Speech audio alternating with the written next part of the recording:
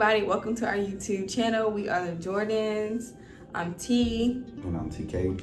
Yes, and today we have a very exciting video for you. We're gonna be talking about transitioning from one kid to two kids. Yes, we have recently went through that transition in May. Our youngest daughter was born in May, and our older daughter, she was 3. She was 2 when we had her, like 2.5. So we want to give you a few tips on that. So they are currently 3, and the other one is 10 months. Yes, it should be 1 in May, obviously. All right, so we're going to give you 5 tips to help you out with that. So the first tip would be to create a routine. So it's great to create a routine, so that's how you manage time wisely.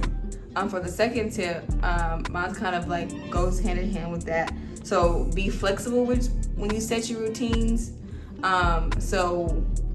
Because like obviously when you have a newborn, the schedules are going to be different every couple of weeks, definitely every couple of months. So just be flexible and be willing to change it, or if that routine doesn't go really well, then that's okay, And then when we say have routines, we have multiple routines for our daughter who is 3 now. She has a morning routine, she has a nap routine, and she has a bedtime routine. And then we also do have routines for our homeschool day and our learning day. All right, number 3 would be plan for outings. It's very important to do before you go out, because you have to make sure that your bag is packed for any situation that you're getting into, whether it's going to the park, or whether it's going to the church, or whether it's going to a friend's house, doctor's office, whatever the case may be. You have to make sure that you have the diapers for the newborns, the snacks for the kids, and the toddlers. You have to make sure you have the water bottles as well. Change the clothes just in case anything happens, because you just never know what's going to happen, especially with a newborn up until 6-month age. I want to add to that. He carries a bag and I carry a bag. We be prepared though. Yeah. There are literally times people always ask us for things for their kids because we are so prepared. And we have little baggies that's organized for everybody. And then too, if you're potty training, if your child is potty training, our daughter gets potty trained already though, but if you are, that's another thing you have to worry about, packing clothes for them and have a potty seat, and if you carry around all the time now.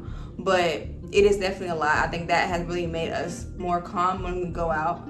Not saying you have to carry 2 bags, but just make sure you have your everything you need. I would recommend creating a list in your phone, or having it print out and put it in your bag so that you can double check and make sure you have everything. So for this next tip, you have to prepare to struggle, right? Because it's not going to be easy.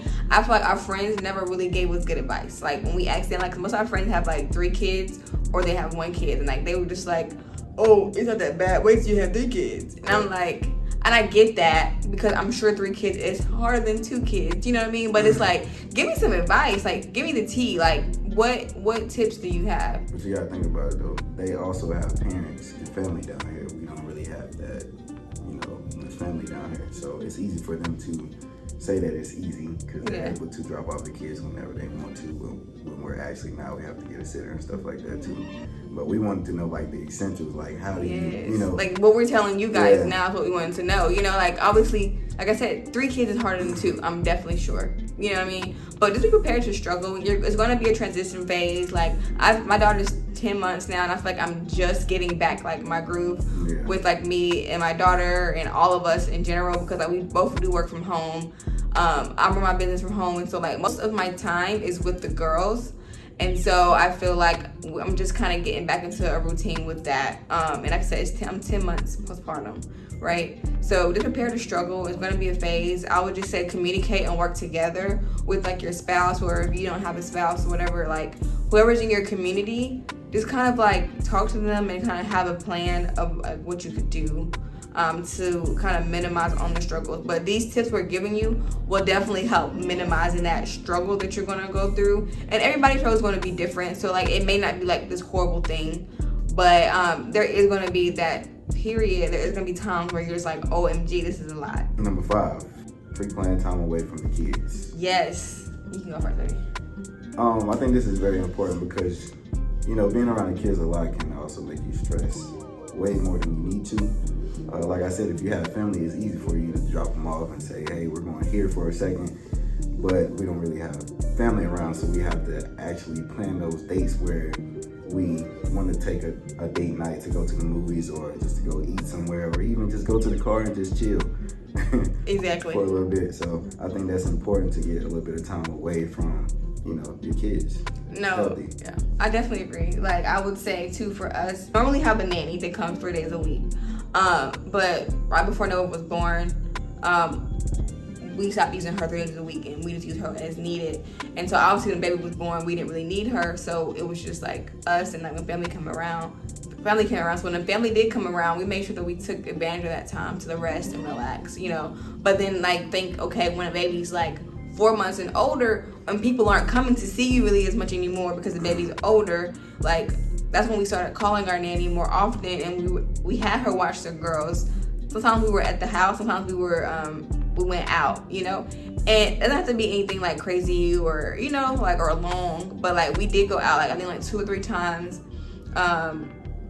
with the nanny, and then both our parents came, and then mama comes, we always get a break, and so we had a break when she came. So just planning it out in advance. So like whatever your time is when you like unhibernate, right? Because I know we go into like hibernation mode when we have a baby, like those first like 4 to 6 months, we don't really go anywhere. So like think about, okay, when we unhibernate, right?